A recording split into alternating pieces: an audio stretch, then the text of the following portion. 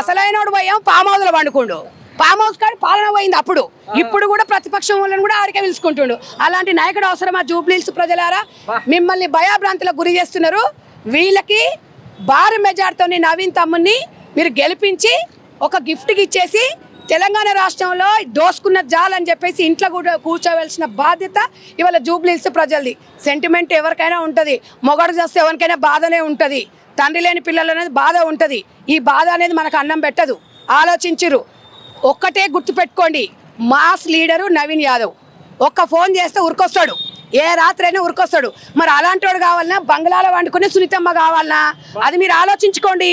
మేము వచ్చి చెప్పేది కాదు. ఇలా కాంగ్రెస్ పార్టీ ప్రజల పార్టీ, బీజేపీ పార్టీ మతతత్వం పార్టీ, బీఆర్ఎస్ పార్టీ కుటుంబం పార్టీ. ఈ మూడు ఆలోచించుకొని ఇవాళ మీకు అందరికీ డబుల్ బెడ్రూమ్ ఇస్తాడు. ఇచ్చిండా? రహమత్ నగర్లో, రాజీవ్ నగర్లో ఇచ్చిండా? ఏమొక్కనికన్నా వచ్చినాయా? 8 సంవత్సరాలలో ఒక్క రేషన్ కార్డు ఇచ్చిండా?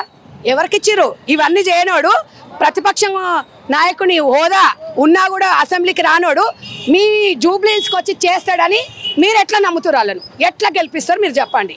నేను ఒక్కటే అడుగుతున్నా.